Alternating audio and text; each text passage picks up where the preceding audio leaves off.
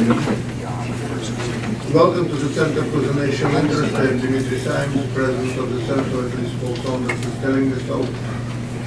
Our topic today is American policy in changing alignments in the Middle East.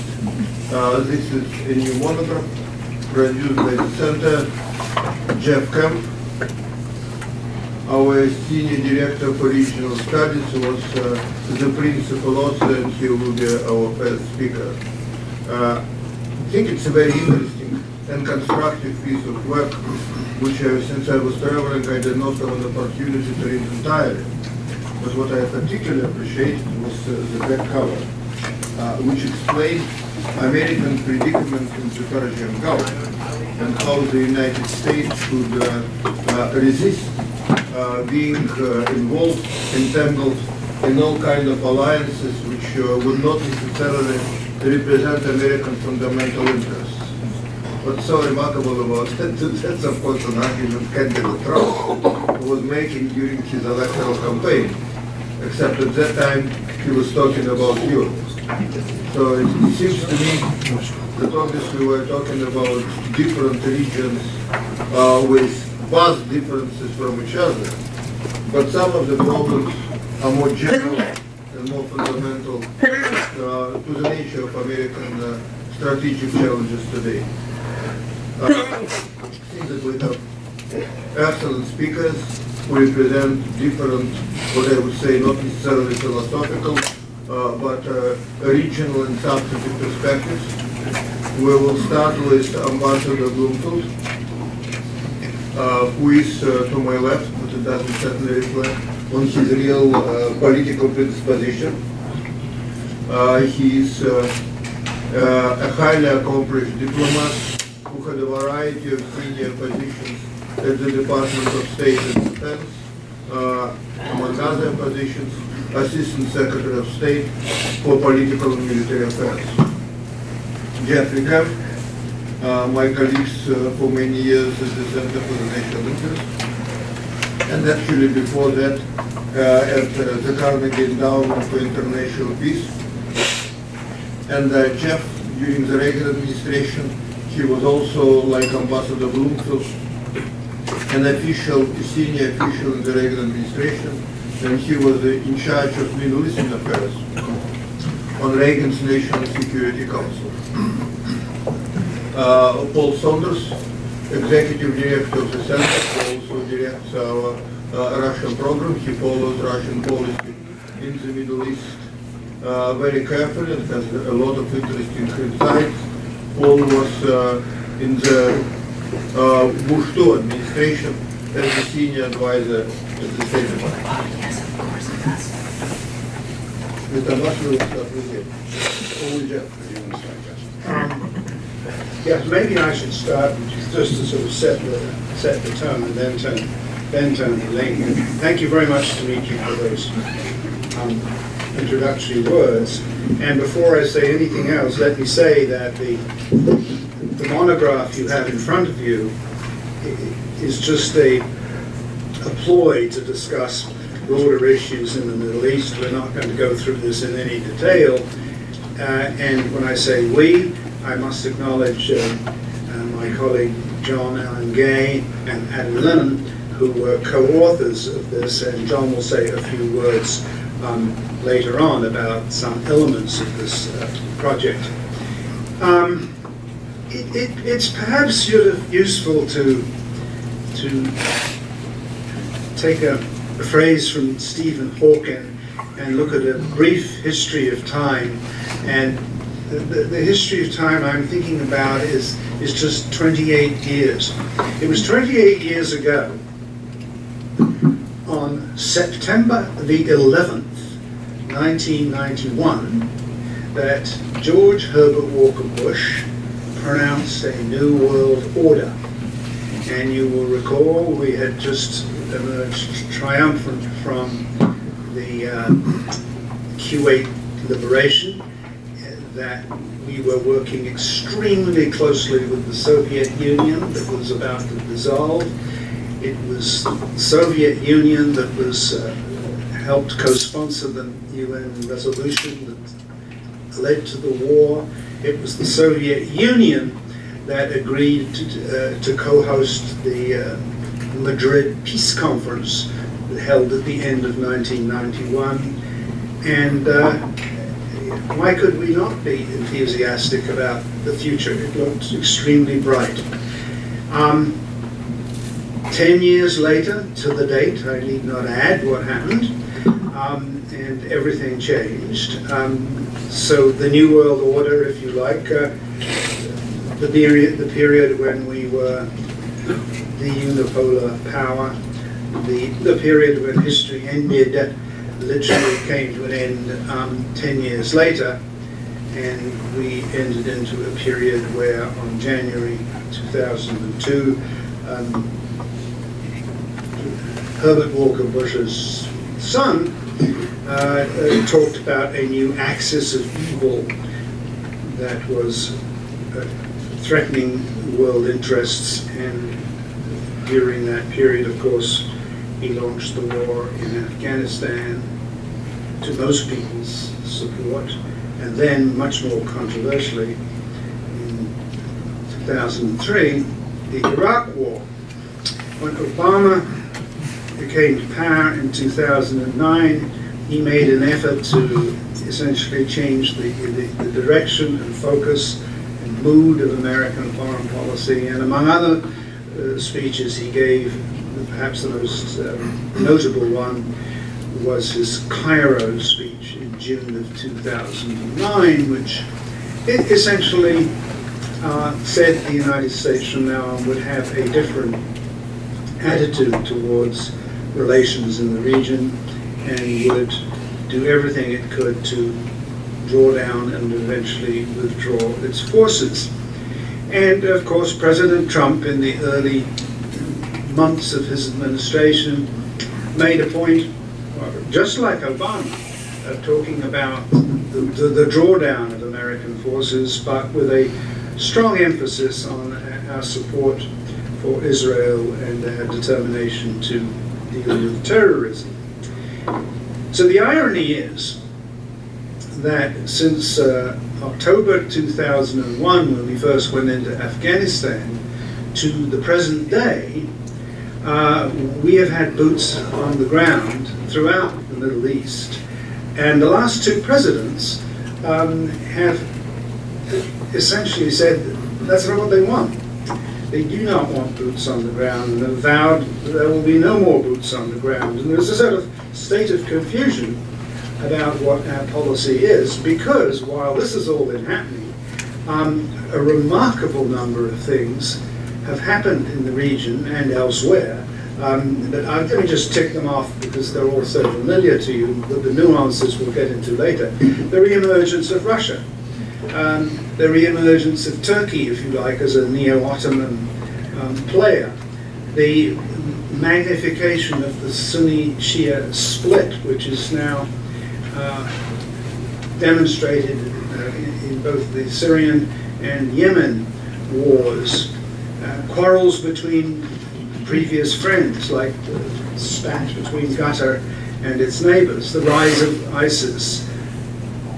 And then, very interestingly, and I think on what you might call the plus side as far as American policy is concerned, the rapprochement between Egypt and Israel, Israel's closer relationships with the Arab Gulf states, offsetting Iran's much more assertive role following its involvement in Syria and essentially the victory of Iran, Russia, and Assad over the rebel forces in that region. Meanwhile, sort of in the background, not as visible, not as talked about, but a growing,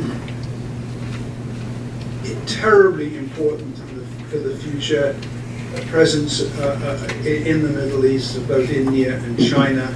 This is a long-term process.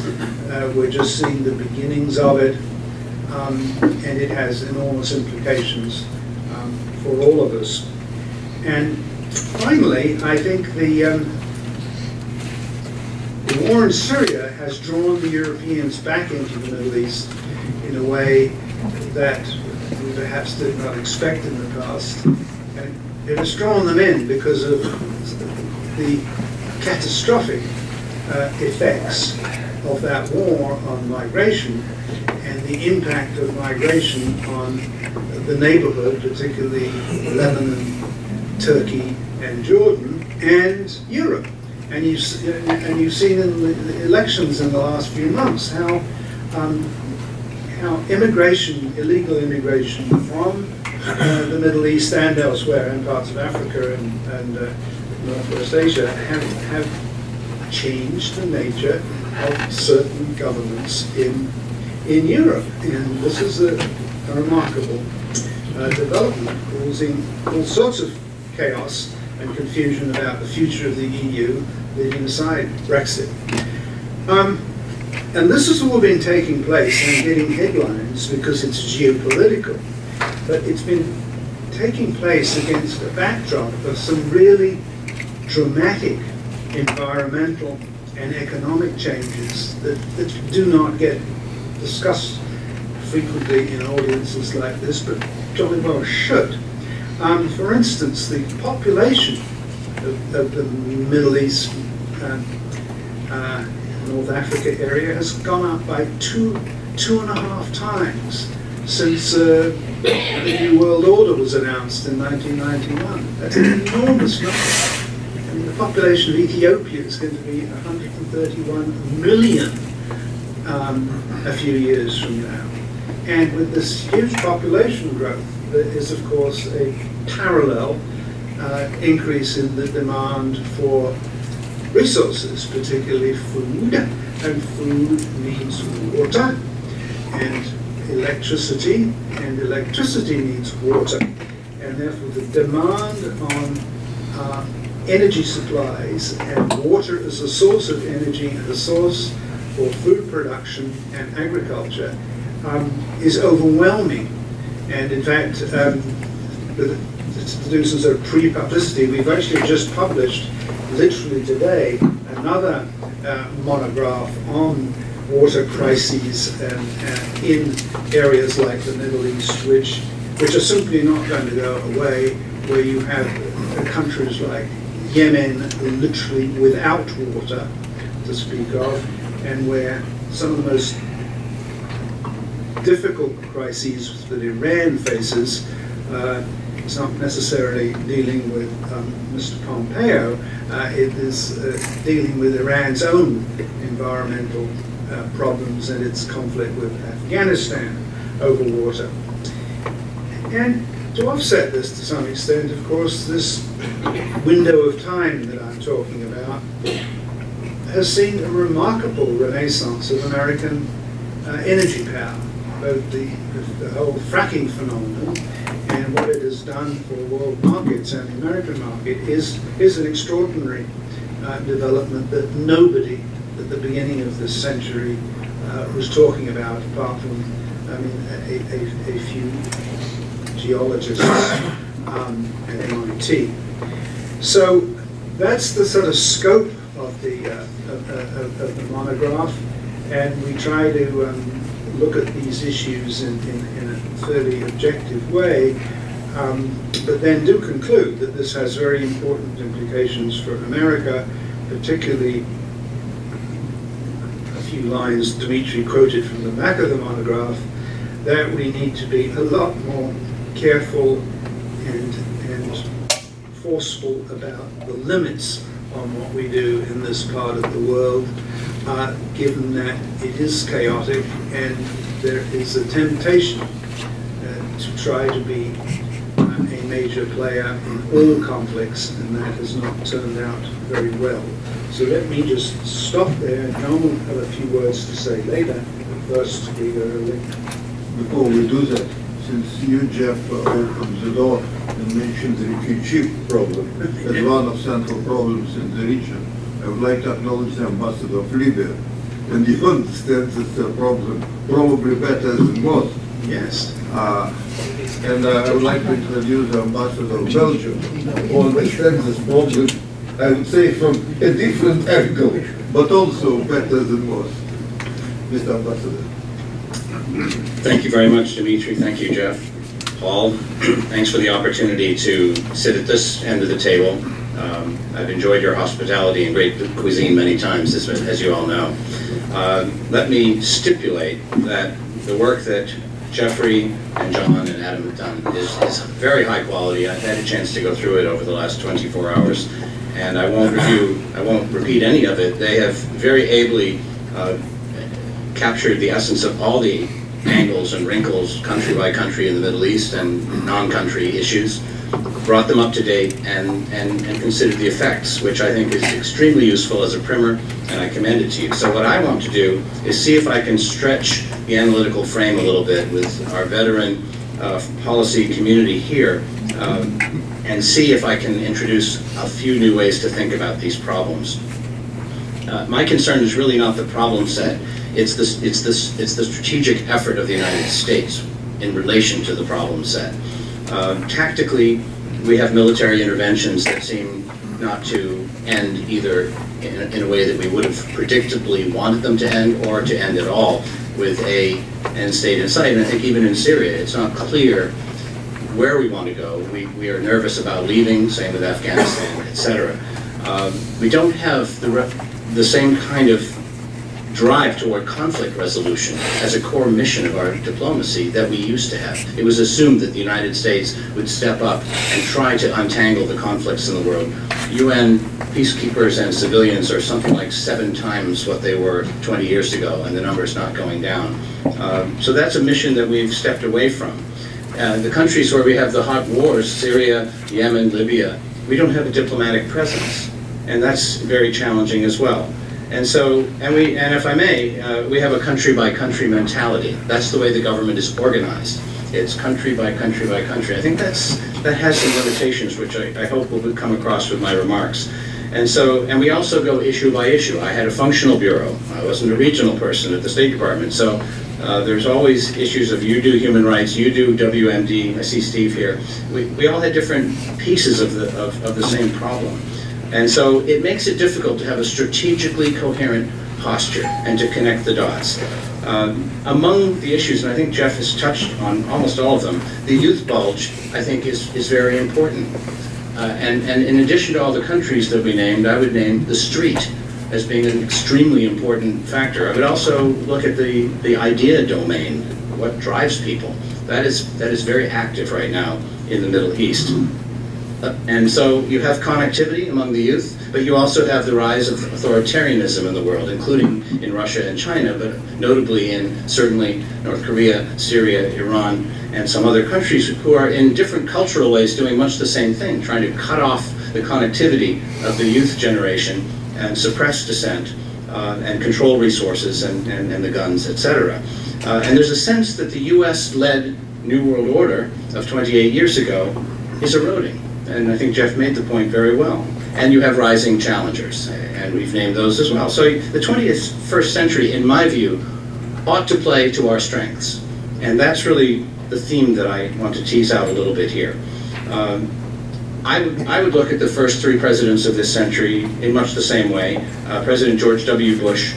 So just imagine for a moment that Colin Powell's effort to extend the Chapter 7 mandate that Jeff mentioned with the Soviet Union through to the 2003 WMD issue, which fell apart at the UN, not due to our efforts, but we didn't do that. And or had there been clear WMD, Saddam wanted his cabinet to think he had it, but what if he'd had it? We would have gone in, the same things would have happened. The one strategic thing that I think we missed was flipping the strongest Sunni Arab country to its repressed Shia majority. There was no analysis about what that would do, and that's clearly the big thing that happened, it seems to me. I agree with the analysis of President Obama. He was keen to lower the cost of military intervention, but I think that they took a surface view of Iran, treated it like another country, and sort of looked at it through a very orderly, superficial view. And I don't think it was I don't think it gave us the understanding of Iran that, for example, we always had about the Soviet Union, where we had problems of communism and deep dive analytics all the time about the nature of that regime and how to prevent an existential threat from materializing. We've not done that with Iran, and I want to speak about that just a bit. President Trump, as you know, went to Riyadh, and the one thing he did was to sort of reconnect our traditional security allies, the Sunni Arab countries in the Gulf, and to set some standards about Islamic extremism. And you hear talk now of 1979 as being the hinge point at which the Iranian Revolution set off in one direction, Sunni extremism, the legacy of the Afghanistan Mujahideen intervention, led to extremism in both camps, and that maybe now we can try to bring those to heel. I would say I've seen some good analysis around town that points out that as long as there are violent extremists on either side of the sectarian divide, they're more likely to be extremists on the other side of that divide. So it really has to be dealt with holistically. And so I think that now the Trump administration is quite clearly assessing the Iran challenge, and that's where we are now. What is unclear is what is the level of the U.S. strategic appetite and commitment. On the JCPOA, just a brief word. The day that the President made the announcement, I was testifying with Steve before the House Foreign Affairs Committee. I think we were all saying, look, we paid a lot for this deal. We didn't get as much as we wanted, but don't throw it out. Let's look at the non-nuclear challenges and build a policy on those. The President went in a different direction. My prediction was the things we want, the adverse consequences to be managed would be differences with Europe, would be Iranian increased enrichment, would be the Gulf Arabs countering Iran, as they've threatened to do since 2008, that they would match anything Iran had, and the credibility of executive diplomacy around the world, which many of us have participated in. All of our diplomacy was not done as treaties. And so I think little bits of those consequences are now in evidence today. On from that, we are where we are. My main disagreement is with the conventional view of the Iran challenge, and it's not that I think I'm right about everything, but I want to challenge the following things. Ask yourself if you've heard these things before. Ayatollah Khomeini came in from Paris as the sort of authentic embodiment of the revolution, but it wasn't his revolution.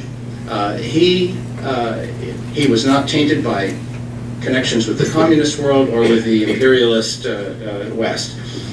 But after he arrived, he began politicking to try to sign people up to a constitution that vested him with divine authority from the 12th Imam of the Prophet Muhammad.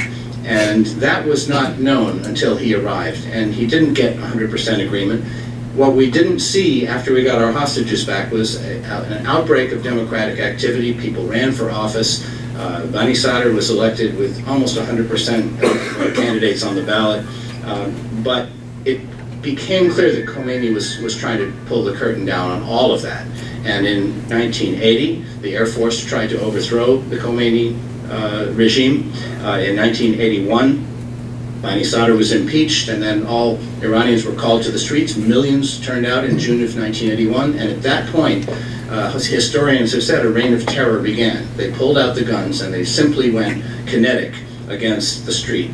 And that fact is the original sin of the Iranian Revolution. It was never the clerics' revolution. They hijacked the revolution, and it's actually never been fulfilled. And that's the problem they have. So ask yourself why Khomeini kept the Iran-Iraq war going after 2.5 years. He had all the territory back. Saddam was willing to settle, exchange prisoners, ceasefire. Khomeini spent 90% of the casualties and resources in the following 6 years. Ask yourself why that happened. There is, I believe, a reason.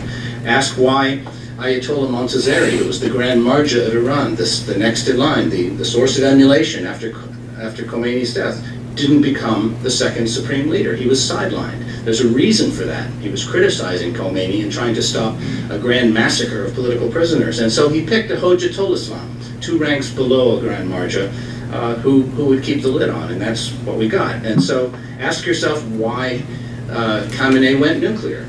You might think it was to attack Israel, etc. That's the rhetoric. But it had a different reason. He had no religious following in the Middle East. Even Sistani and others do not follow the supreme leader of Iran. If you're not on the Iranian payroll, you're probably not following the Velayat Faqih. And so the nuclear issue was, not unlike Saddam, a source of credibility and threat. Look at the 2009 election fraud. Even in 2005, half of the religious foundations and the boneyards, which control contracting, banking, money flows, licensing, were handed over to the Revolutionary Guard foundations and some of the military retirement funds. This was a concession to the rising strength of all the young men with the guns. They wanted to keep them on their side. The picture I'm painting for you is a picture not of strength, but of vulnerability and weakness. And it continues. When the Arab Spring hit, it reached Daraa in southern Syria. What happened? The Assad regime mobilized, and the mother said, "You're not going to let this slip away from us." The Iranians went to the mattresses. Look how much they've paid in Syria. Why? And it has been heard that among the clerics, they said, we cannot afford to lose Damascus. If we lose Damascus, we lose Tehran. So this is existential for them. And I have observed, through that lens, the way that they have tried to mess up the constitutional democracy that we fought and bled for in Iraq, to mess up the principles that the Syrian resistance has brought forward, and you've seen them in Washington. They're fully democratic proposals that would include the Alawites. That's the last thing the Iranians can afford, is a functioning constitutional legitimate democracy in either Syria or Baghdad, because the next stop is Tehran. So this is the existential fight that I think we've been seeing. The Assad regime helped ISIS to grow when the UN was about to displace him in Geneva. They opened the jails, they opened the borders, they bought oil from them. Just look at the State Department website. And some people believe that they actually reloaded ISIS when they kind of moved in and out of a couple of sites in northern Syria, that this was a way of leaving equipment behind so ISIS could pick it up. Now, of course, this is turning, and the Iranians are now ultimately against the Sunni extremists, but you have to understand what I think has been going on here. Why did they come to the nuclear talks? My view is that it was sanctions, yes, but it was also a sense that their legitimacy was so fragile that sitting with the P5+1 in public for 2 years, even with 6-month delays, you never saw them stop smiling. And no one could figure out, at least I couldn't, what was holding up the discussion. Who's disagreeing with whom? We never found out. They just wanted 2 years of being rebranded as a legitimate state in the world, and then ultimately a legal nuclear power when the sunset clauses expire. So there's an intangible political element to this that I don't think we have focused on. I feel that there's a legitimacy issue there with poor governance. They survive by destabilization abroad and repression at home, and there's an enormous amount of corruption. Iran tried to do 2 things at once. In fact, I'll say one. They tried to create a caliphate, a borderless caliphate, at the same time that they were a nation state. And I think they paid very little attention to the nation state, and now have been struggling to maintain the caliphate. But ask yourself, what's the destination of that regime? We could have a grand bargain next Tuesday with Kim Jong-un. I'm not going to predict it, and others in the room know more. But this is someone who could benefit from trading in all his sort of keys to get a place in the world that's prosperous, to help his country to emerge. I don't think that the Kim Jong-un dynasty would turn down a chance if they knew they would survive for 40 years and prosper and be welcomed and let bygones be bygones. I don't think the Iran regime can take that deal. I don't think they can take that deal. So where does it lead? So finally, let me just say that for U.S. policy, what should we do? I think we need to dampen Tehran regime's threats, but how do we do it? I think we need to identify their political vulnerabilities and press on them and work with others, their religious vulnerability, their legitimacy vulnerability, their secrets, etc. And I'm looking forward to Paul's presentation to see where Russia might fit into that. I think that the deficit that this tells me we have in our policy is, what do we stand for? Is this really going to be a state of nature where we look at enormously pragmatic realpolitik trade-offs and simply apply assets and military and funding and try to sort of limit our damage in certain places? That's a policy with no principle. And it just seems to me that if you look at what's really happened in Syria since 2011, it is the war crime of the century. I can't believe we've never really spoken out against Russia's use of munitions and the resupply of the Syrians and the bombings of the hospitals after they came in. I would have lost my job at PM by noon if any of our weapons had been that sort of cavalierly used. I know there's some criticisms, but at least we have laws, we have policies, we have Leahy human rights laws. They're not always enforced. But nothing's been said about the use of these munitions. And, you know, millions displaced, 600,000 killed, a country ripped up. And by the way, this refugee problem became a geopolitical machine for Putin. He was disrupting. If you don't think that Brexit happened because of immigration, I don't think you're paying attention. And don't forget that immigration played heavily in the 2016 election. Syria is the source of a lot of this, it seems to me, and we haven't really added up what the meaning of it. And there's Assad, and pragmatically people are saying, well, you know, he's all we've got, he's going to stay, let's get used to it. This is the biggest war crime of the 21st century. So is that okay with the United States of America? And then look at the executions in Iran, which are more than 50% under Rouhani of all executions in the Middle East. Look at the ethnic cleansing that the PMUs did in Iraq. Look at those Sunni cities and ask yourself, where did all the men go? And there were communications from the tribes at that time saying we're being wiped out by these militias. So look at the acts of war against Saudi Arabia, the ballistic missiles. Those are coming from Quds Force brigadiers working with the Houthis. And all the social media is coming out of offices in South Beirut, alleging how many women and children that our allies are killing. Look at trafficking in persons. It almost sounds laughable at the end of this long list. But most countries in the Middle East are tier 2, which means they have a lot of work to do. Iran is tier 3. They're stealing, you know, preteens out of their families in Afghanistan and enslaving them with a gun in Syria, and they can't get out. So it's a pretty long list. And it seems to me, my final point is that international norms should be our strategic high card.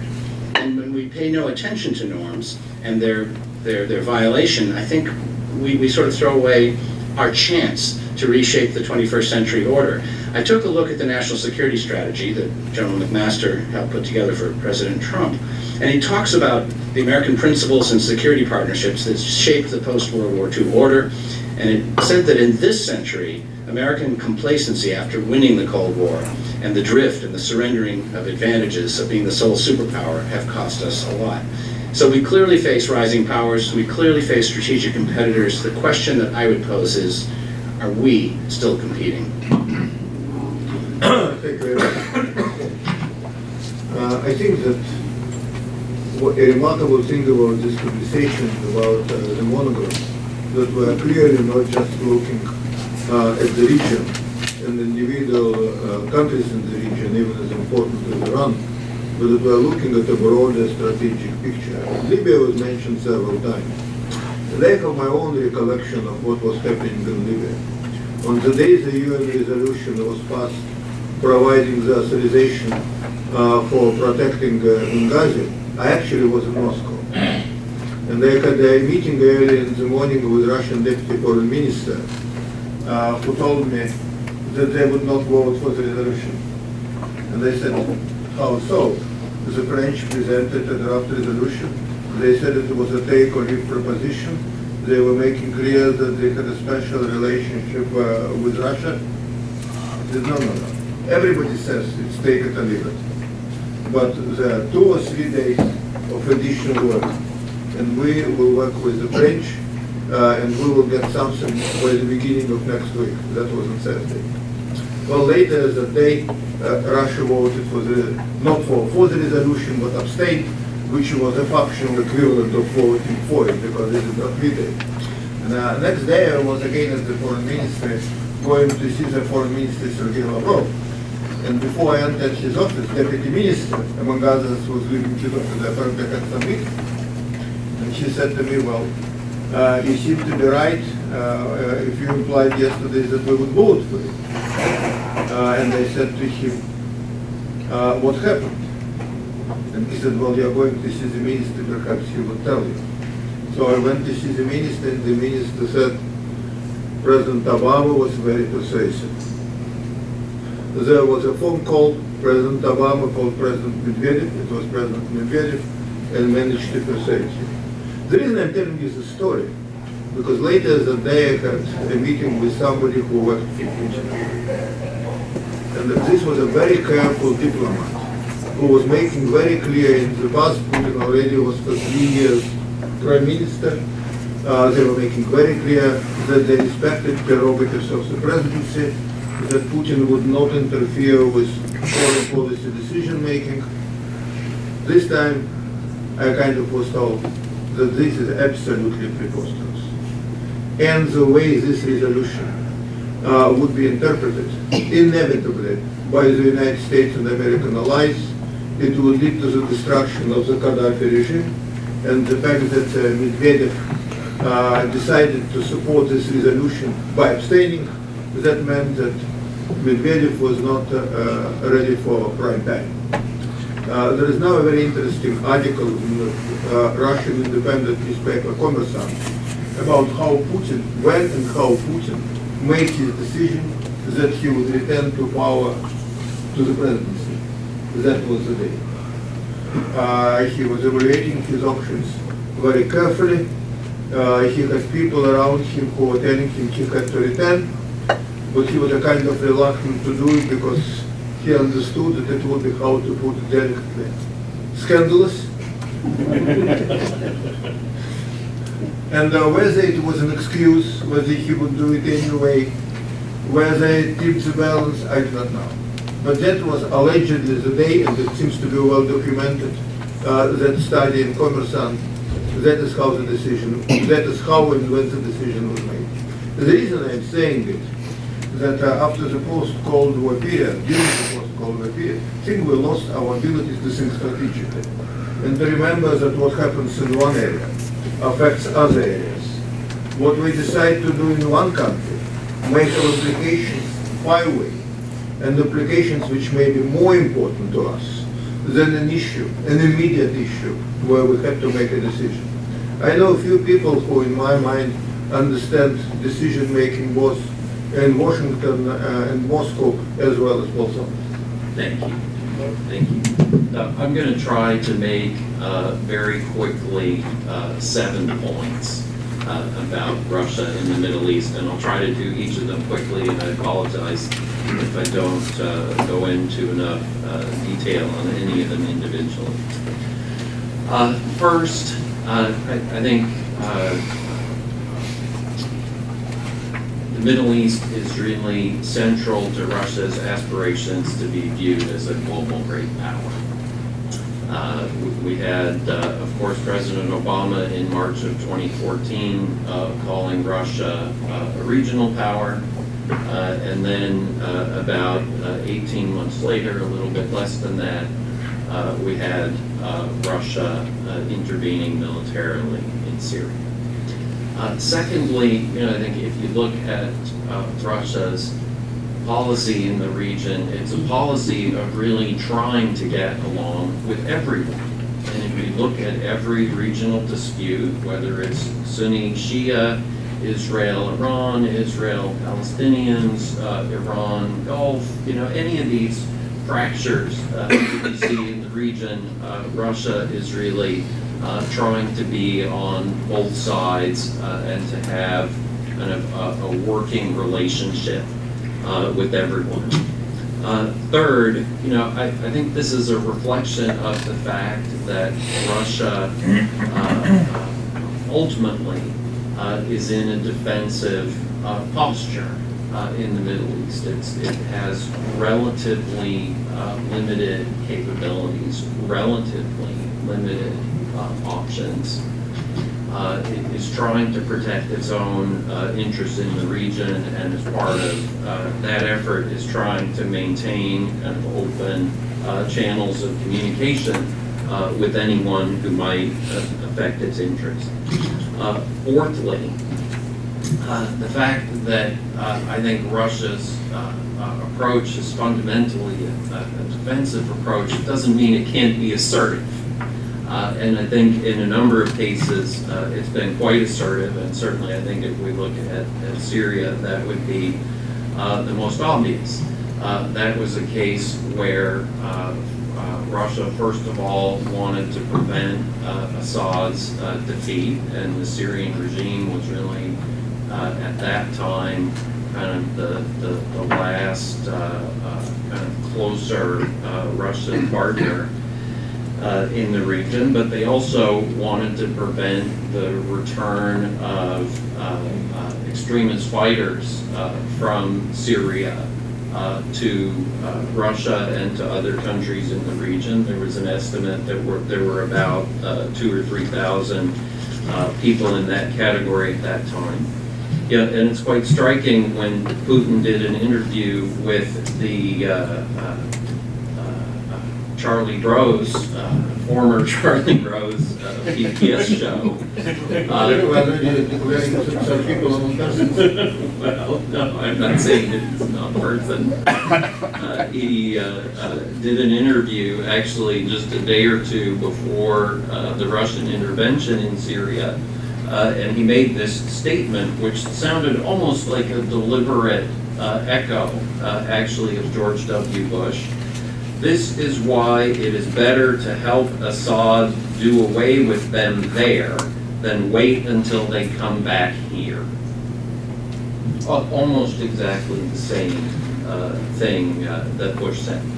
And certainly as you look at the context in the region at that time and the kind of lack of enthusiasm on the part of the Obama administration for getting involved in Syria that has already been discussed by the other two panelists, that really significantly widened the scope of the opportunity that was available to Russia in that situation.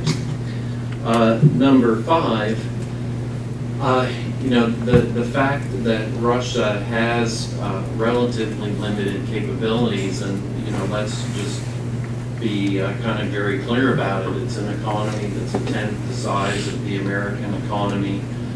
It's a Russian military force in Syria that, if the United States wanted to and was prepared to accept the consequences, we could kind of brush aside rather quickly and without considerable difficulty.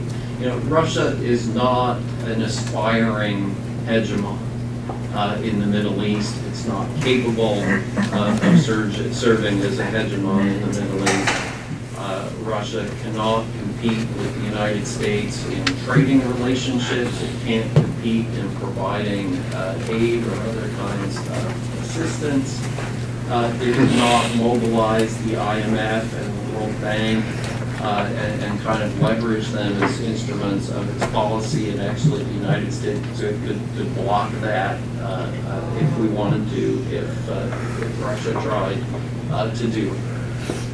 So what Russia really is able to do is to kind of create the appearance of an alternative to the United States that allows other governments to increase the transaction costs for the United States of trying to pursue its own objectives, because they have more diplomatic flexibility because of what Russia has done.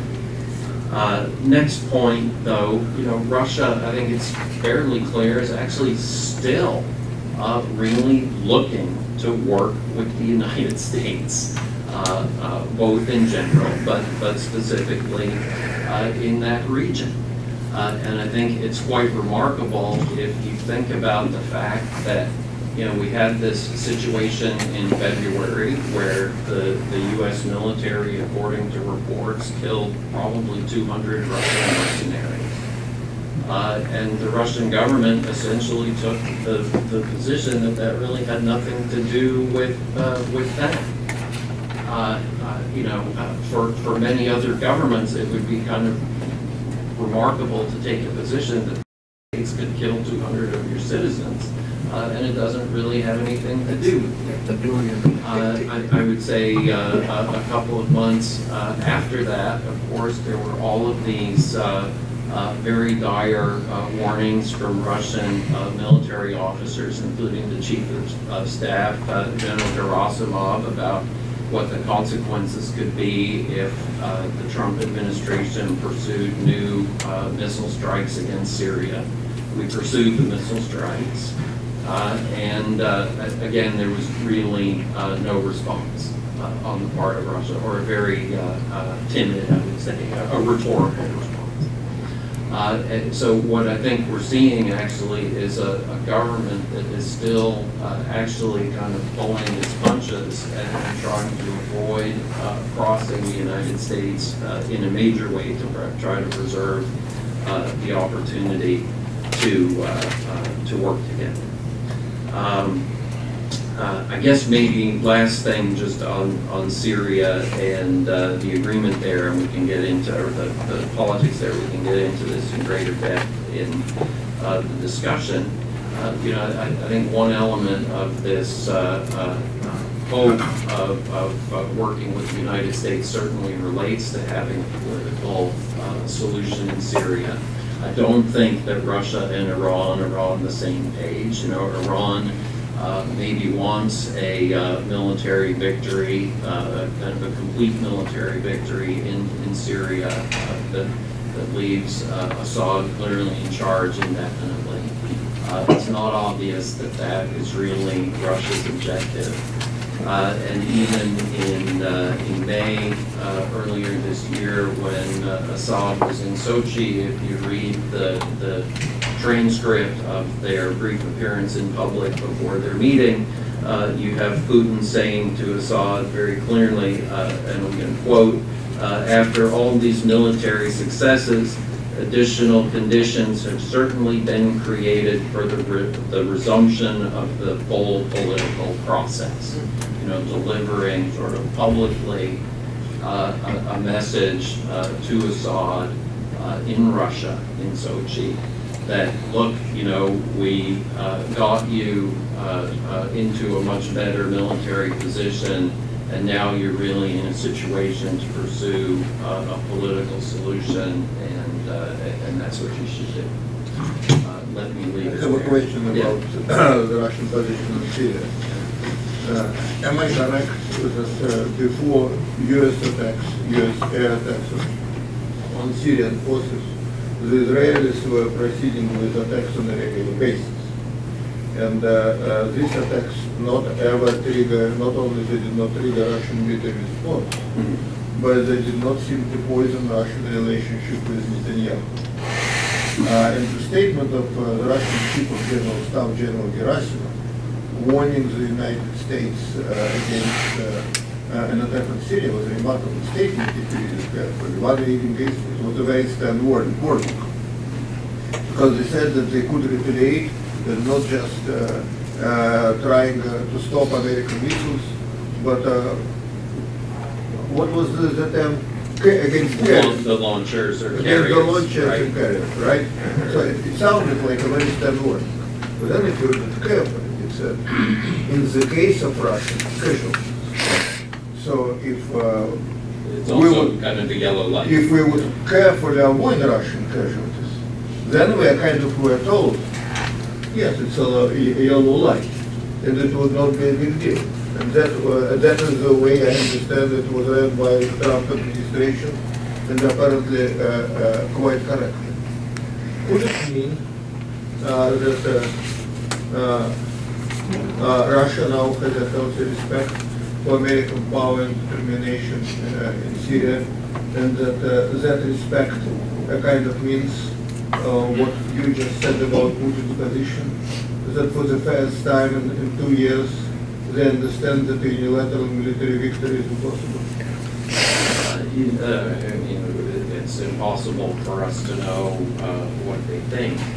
I think it's kind of plausible to argue that the administration has demonstrated that it's prepared to do more than the Obama administration. At the same time, of course, you have President Trump kind of telling everybody how we need to get out of Syria, and he wants to get out of Syria. So there's a little bit of a tension there. But I think that generally speaking, yes, he launched 2 strikes. It clearly demonstrated that he's prepared to do more than the previous administration was. And I think that does have an impact.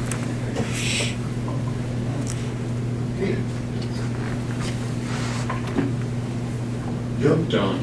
And do you want to introduce John properly? Well, yes, John has been an absolutely stalwart member of this team, and he has a very interesting track record, which I think a lot of people who come through this institute.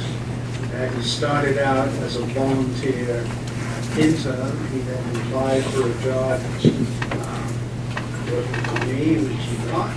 He then demonstrated his capabilities to the point that he was stolen from me by the magazine, The National Interest, where he was promoted. And now he has gone out on his own and started up a really remarkable organization called the John Quincy Adams Society. And with that, John, you might want to just say what that is, even though I'll take 30 seconds off your talk. If you do so. Well, I won't have 7 points as Paul did. But yeah, so it's a network of student groups, very much centered on realism, strategic thinking, reaching the next generation of foreign policy leaders. But in this report, we really, looking at all of the different challenges that the United States is facing in the region, all of the changing aspects of the regional order, and all of the kind of opportunity costs, the growing opportunity costs that attend to entanglement in Middle Eastern conflicts. We wanted to take a step back and say, okay, what's truly necessary, truly vital for U.S. interests in the Middle East versus what's important but not essential. And so we really identified 2 central interests that you can really boil things down to. The first would be limiting anti-U.S. terrorism, and in particular, anti-U.S. terrorism that could have a nexus with weapons of mass destruction.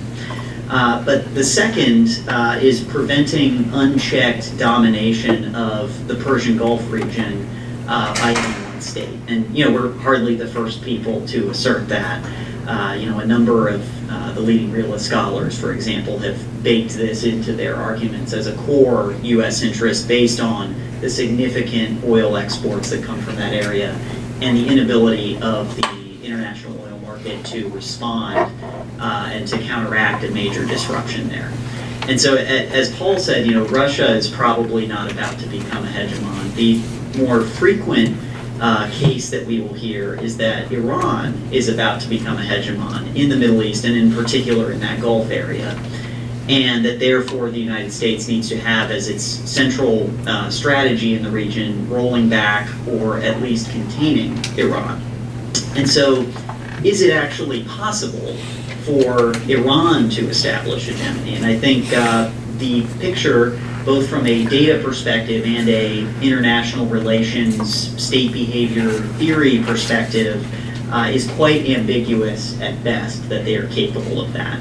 So let's take the worst case scenario that the so-called Shia crescent kind of emerges, that you have Iran, Iraq, Syria, Lebanon, maybe even Yemen, really coalescing into a strategic unit. And on the other side, this emerging Gulf Cooperation Council, Israel Entente, is playing defense against that. So neither side would have both the economic and population power, the real 2 fundamental bases of national power. Neither side would have an overwhelming advantage in both dimensions. So the so-called Shia crescent would have about 2.7 people for every 1 in the GCC Israel side. But the GCC Israel side has about 2.5 times the GDP, about 1.5 times the GDP at purchasing power parity, and about 5 times the military expenditure. And that military expenditure is absolutely reflected in the quality of the forces that they put up. And then if you look at the theory side, it's a similarly challenging case because, as folks like Steve Walt have shown, states faced by threats tend to overwhelmingly, when they are capable states, tend to resist those threats by balancing either internally by strengthening themselves or externally by forming alliances, which is exactly what we're seeing with this emerging GCC Israel coalition. And so this actually would challenge this kind of narrative that we need to have a strategy of rollback or containment, even though we seem to be kind of drifting into this strategy. The necessity might not really be there for the U.S. to be involved in an increased way in order to actually achieve the effect of limiting Iran's ambitions and imposing barriers to them ultimately achieving hegemony. And in fact, by reducing the incentives for this local cooperation, the U.S. might actually end up taking on more of the burden of this effort if it decides to play a more assertive role. So in sum, a more limited onshore presence in this region and in this effort against Iran might actually be something that's really seriously worth considering. Yeah, before we move to the general discussion, I want to ask a question of Bloomfield. I want to be sure I understood you correctly. I think you made a very strong analytical and moral case why Iran is a threat to the region. But I want to be sure we understand what would you want the United States to do. Because if Iran is as bad and as menacing as you suggested, a regime change policy may be the solution. What do you have something else in mind? Let me jump on the last couple of words you have just uttered, Dimitri, because regime change is one of the most toxic and inflexible terms in our lexicon. If regime change means mobilize the Pentagon to go do something, that is not in the playbook at all. And in fact, the discussion of it is counterproductive. So I'd say, let's find another expression. What I'm saying is that I don't think Iran has the potential to be a hegemon. They can't govern 80 million Iranians effectively.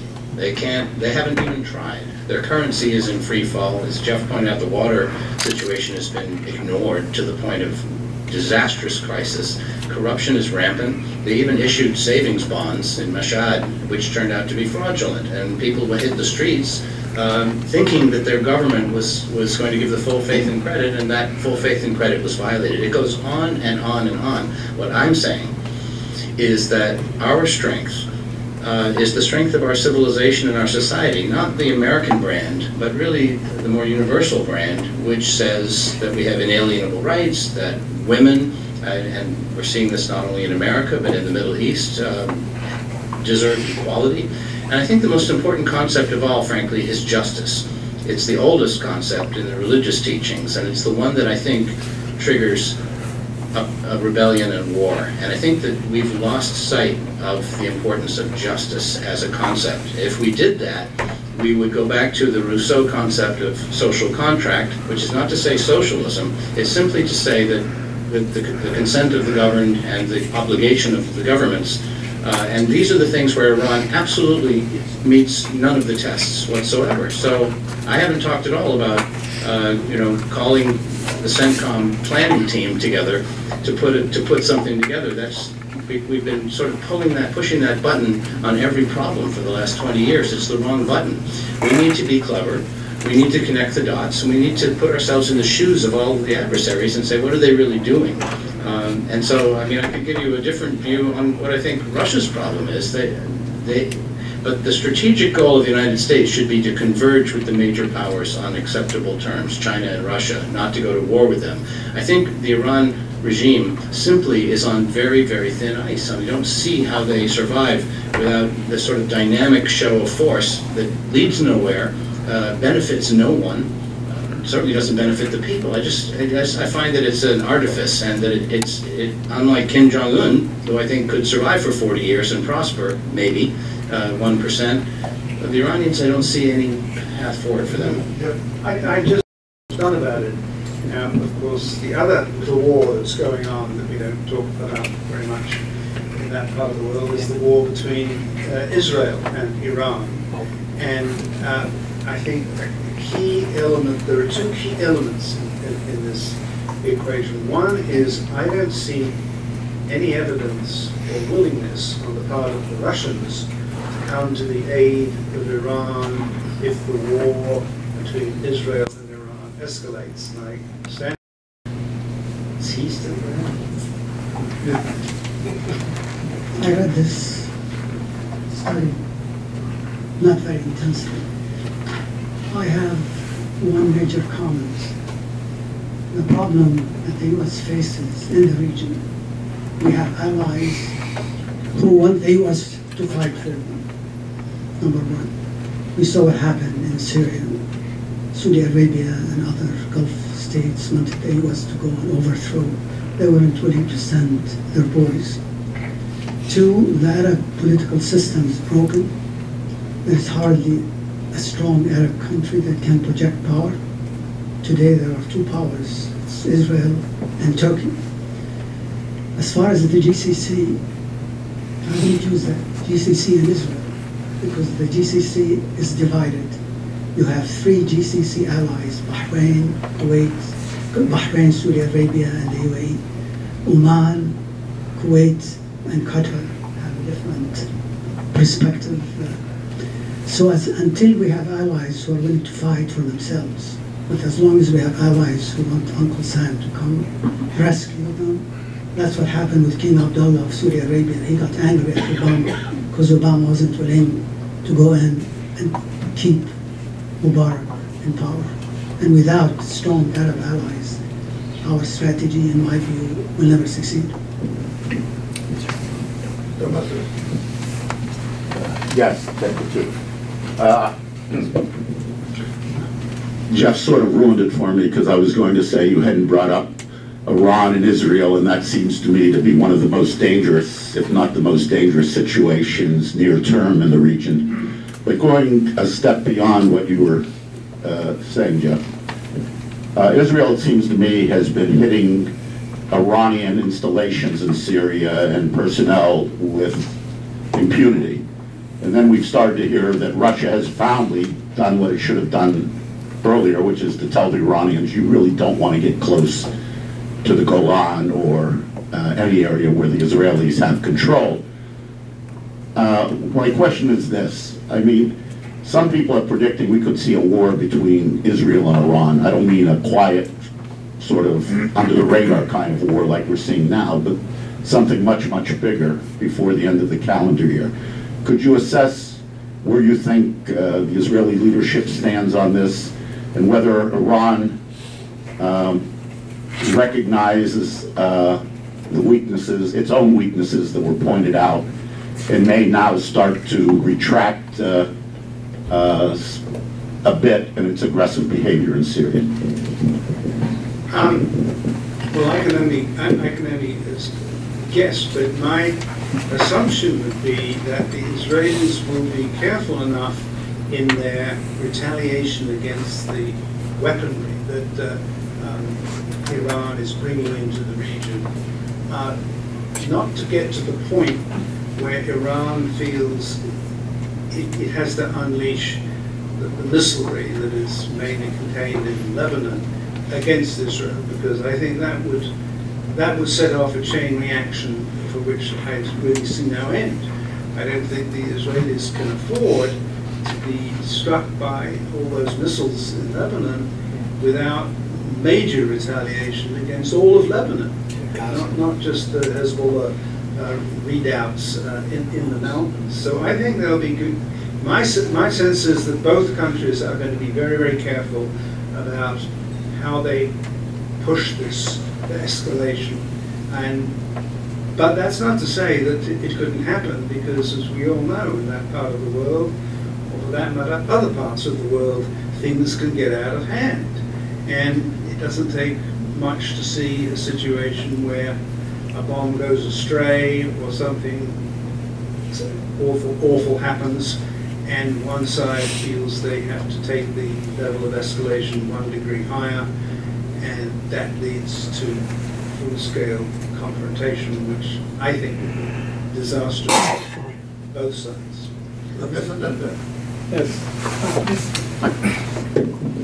Ray Tanter. I'd like to speak to the issue of John Gay's and Jeff Kemp's and Link Bloomfield's point about exploiting the vulnerabilities of Iran. And in this respect, what about the role of protests? I haven't heard the word protest this afternoon. And it seems to me that protests are a way of zeroing in on the issue of Iran's vulnerabilities. And the protests that started in December, and some people think they ended in January, but they're still going on.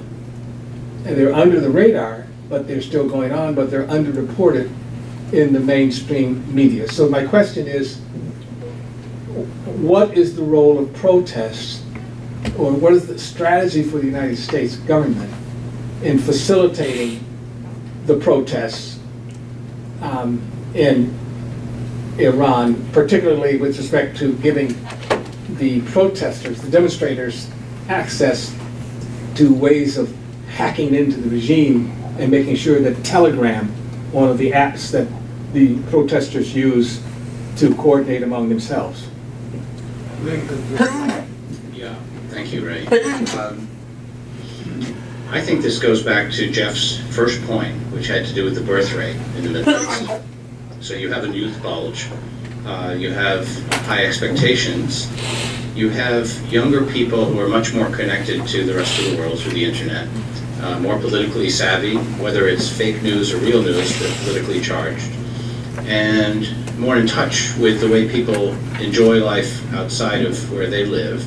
And so you see pressure for women to have more emergence. You see pressure for Sunni Islam to be moderated and to be confirmed as being consistent with modern life.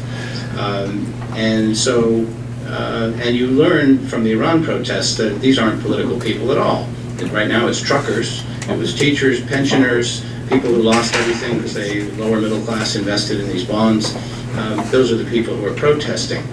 The Arab Spring is the other element here, and the final element that I mentioned, which is a theme that runs through my analysis, is the revolution of 1979, which people thought would sort of bring back 1906, the constitutional uprising, 1951, Mossadegh's nationalization, which, by the way, Ayatollah Kashani, who was Khomeini's mentor, supported the return of the Shah. He wanted to string up Mossadegh and give him the death penalty. So this business of crocodile tears, that we're supposed to be guilty for what we did when this regime was all on board for bringing the Shah back and is now soliciting contracts from British oil exports because they've never learned to run their offshore oil, is very telling. My point is that how do you stimulate that? And I come back to my answer to Dimitri, not by mobilizing defense DoD resources. That's the wrong signal. It unites the country behind the regime.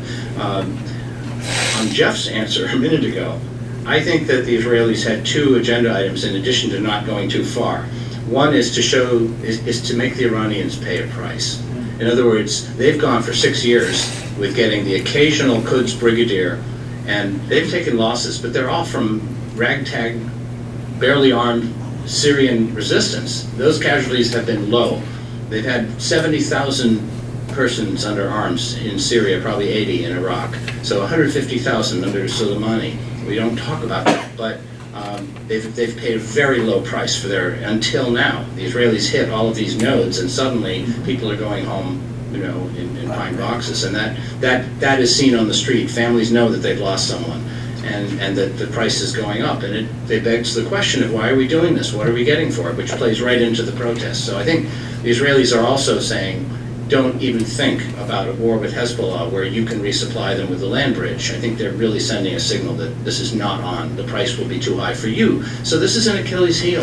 And I think that that's one of the ways it plays in. But I come back to, I think the vulnerability is political, it's informational, it's thematic, it's revealing secrets that the regime desperately doesn't want the population to know. And that plays into the fervor. John. Sure, yeah. Well, I think there are definitely some risks in actually trying to directly encourage protests. I think a lot of this stuff is so credible because it's so locally driven. As far as I know, there's no external involvement in things like the truckers' protests that have been going on recently. And I think there are some of these enablers that are out there, like the Telegram app. But even then, a lot of that is being driven internally or by Iranians in the diaspora. So for example, one of the main opposition channels on there said Aliyah Mardom, I don't understand that to be backed by, you know, Voice of America or anything like that. This is, there's a lot of organic aspects to this, and I think trying to drive that could actually be a mistake, because it could lead to at least some discrediting. You know, I think that there are a lot of issues facing the regime right now, and I'm just not sure how much our finger on the scale could really make a difference, given how intense the problems already are. And the flip side of that is sometimes protests happen and then the regime doesn't collapse. You know, East Germany had huge protests in 1953 and kept going for another 30, 40 years. You know, so I don't know if we could bet our policy based on the success or failure of a particular protest movement. You know, we could certainly speak up, though, for people having a natural right. Yeah, I have a question to you, because obviously we live in the time of Russiagate, where a lot of people in the United States is really indignant over Russian involvement in American elections. Yet we're having a conversation here about trying to have a major impact on Iranian politics against the regime. And my question is not moral, it doesn't imply any symmetry, it's a practical question. Is there a danger that by becoming involved in Iranian protests, finding a way for the United States to become a major factor in Iranian domestic politics, that we would kind of influence how the Iranian government views our pressure, and we can create involuntarily a situation when they would come to a conclusion that nothing they can do would satisfy us as long as they would not sign their own death warrant. Yes, I tend to agree with that. I tend to agree with that. I mean, there's a sort of another flip side to that. You mentioned the sort of Russian debate in this country. I mean, a lot of people have called for a much more transparent release of American intelligence on the corruption and stashes of ducats and money that the Russian oligarchs have all over the world, including London and undoubtedly New York. I mean, I ask you, do you think this would make Mr. Putin more angry, or would it be a vulnerability that we should exploit? I don't know the answer to it, but it's certainly asked it on television. Well, we do know, of course, that there is a debate in this country how, and particularly when, the Russians decided to become involved in US elections. And there are two different dates. One date is 2016, and if we start with Russian involvement in 2016, we kind of assume that this was to support Donald Trump against Hillary Clinton. But there is also growing evidence that the Russians started their involvement with 2014. And if that is the case, you could make a plausible case that the Russians wanted to pay back for U.S. role in anti-government protests in 2012 and for U.S. role in encouraging anti-Yanukovych movement in Ukraine. So this is a very serious question, because when you look at the Iranian regime and take into account the treatment of the United States during all this period, I think there is a very understandable temptation to make the regime a target. But my hope is that before we make this decision, we make it with open eyes, because we need not just morality of intentions, but also morality of results. Doyle McManus. I'd like to try your patience by going back to the question of a potential escalation between Israel and Iran on Syrian territory one more time.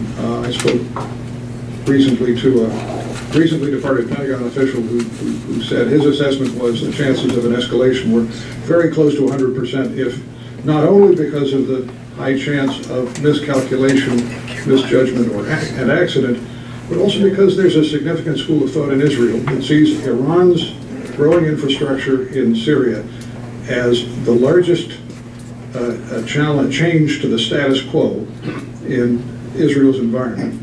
in the last 10 years, and that Israel may have one chance to reverse that change to the status quo. In other words, that Israel, there will be voices in Israel saying, if there's an escalation, we need to go in very large and take all their infrastructure out, not sending signals. If that develops, since this is a panel in part about American strategy, where are the American strategic interests, and what are the messages we might want to send to Israel, to Moscow, to every other player in the region? Well, my sort of view is that this is something that we shouldn't shed tears about if it's a successful operation. We shouldn't be involved in it ourselves.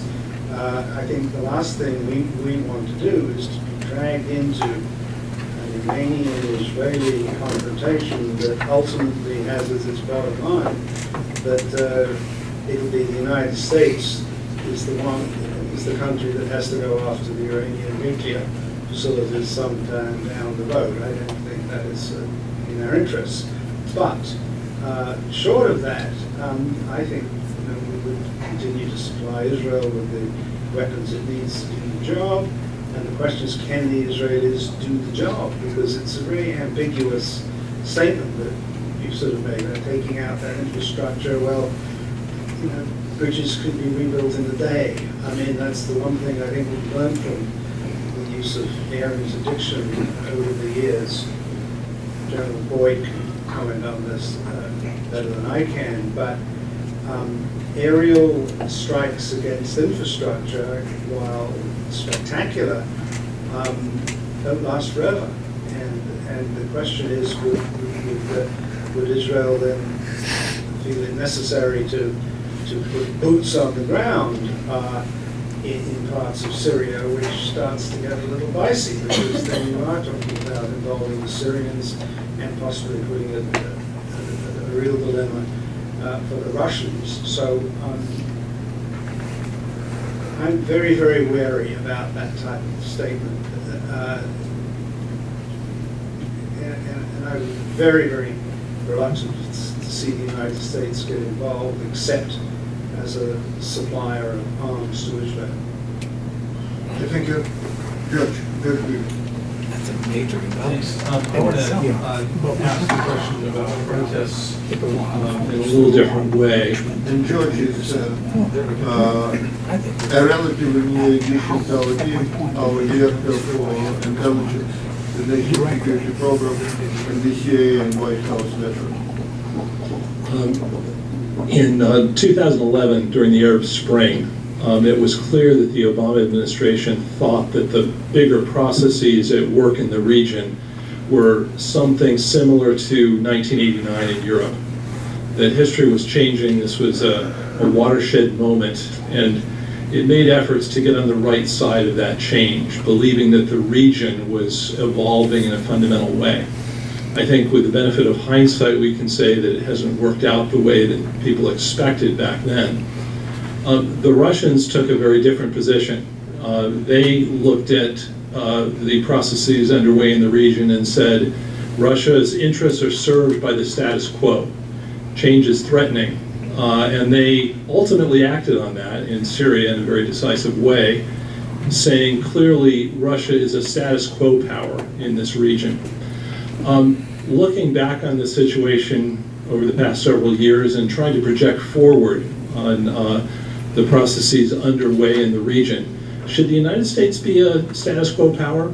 Does that serve our strategic interests in the region, or should we be encouraging change? To whom I addressing the question. And this is the last question. Yep, the whole panel. If I may, thank you for that question. If the United States stands for the kinds of principles that form the core of the post-World War II order, the Atlantic Charter, Winston Churchill, FDR, if that's what we stand for, not that we fight everyone over it all over the globe, but just stand for it, are we suddenly not a status quo power anymore? I think what the dots that I'm connecting here are to say, Iran wouldn't even be in Syria, and neither would Russia, if the Bashar al-Assad regime were transitioned out. There is a United Nations mandate that's been sitting around for several years, and Stefan de Mistura and others are trying to noodle it along, that requires the regime to transition, hopefully in a very peaceful way, that doesn't perturb the Alawite community. We have gone radio silent on that whole thing because it's just too hard. And what the world sees is a United States that is basically like watching the hockey Stanley Cup Finals. It's as if you took all the forwards from the center forward and just took them off the ice, and all you have is a wall of defense and a great goalie. We might prevent terrorist attacks, we might stop the worst proliferation effects, etc., etc. That's all we're doing. We're not going to score. You know, are we in this? Do we stand for anything? Are we advancing anything? And with this Arab Spring, these were people who sort of thought we were the North Star of everything they want in their lives: happiness, prosperity, freedom, liberty, political dialogue, and an end to the petty corruption, an end to the indignity of living in these countries. And I think the strategic danger here is that by saying, well, Syria, let's be pragmatic, Iran, let's be really pragmatic, the real explosions are going to be Russia and China if they keep steering a more authoritarian course, if they keep screwing it too tight. What do you think is going to happen? The human nature is what it is. So I just think we need to expand our thinking, as I said before, not be revolutionary, not change who we really are. We used to be much more creative and dynamic and sure of ourselves than we are in 2018. And that's really what I'm seeing. 90 to 92% of the displaced Syrians and the casualties were done by the Assad regime. None of them are home as long as he's there. So put that in your pipe and smoke it after $7 billion of aid to refugee camps, after elections that have all been disrupted throughout Europe and North America.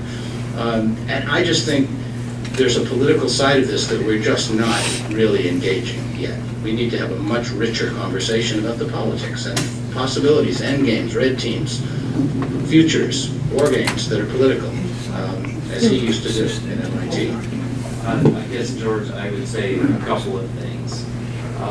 One is, I'm not sure to what extent one can really usefully be a status quo power in a 21st century world where the pace of change globally is just very rapid. What does it mean to be a status quo power in an environment like that? Things are constantly changing everywhere. I think I would view it kind of less about status quo and more about finding ways to manage inevitable changes, some good, some bad, in ways that are responsive to our interests and priorities. The second thing I would say is, generally speaking, I think it's not a very good idea to get into the business of kind of deliberately accelerating political processes inside other countries. And I would say that I see not only kind of big practical questions, and Dimitri raised one, which is how are people in those countries going to react if it's obvious that we're doing something like that. But I think actually there's also a big moral question there, and I certainly agree with Ambassador Bloomfield about our principles, and I don't think we should walk away from our principles. But at the same time, we take on an awesome moral responsibility when we involve ourselves in ordering other societies. And unless we are really prepared to devote very substantial resources to projects like that and to stick with them for some period of time, terms. Our democracy is not, our democratic system is not ideally suited to doing either of those two things, then there's a very great risk that we kind of help to start things that we're not prepared to finish. And it becomes morally just extremely questionable. And I'm not really talking here about military interventions. Actually, I'm talking, just to be clear, I'm talking about a lot of things that we think and talk about that are short of military intervention, but are intended to Create false hopes. make these kinds of dramatic changes. Just one thought on this whole issue. Final and closing thoughts on the Oh, okay. Oh, well, that's really sort of wakes you all up. Let's go back to the Clinton era, because it seems to me that we sometimes forget that there were two traumatic events during the Clinton era that they're still debating about on moral grounds. One was Rwanda, where Clinton forever has said he regretted that he did not go in earlier to present hundreds of thousands of deaths. And the other was Bosnia, where the Europeans were essentially completely unwilling and unable to do anything until we did. And I think both of those events have struck a sort of nerve on the part of a lot of Americans who ask the question, why does it always have to be us? But aren't there occasions when only we can do it? And that, I think, comes up in these sort of questions she posed to us today. Thank you very much for doing so. Thank you very much, and thank you, the panel. I think it was a very serious and informative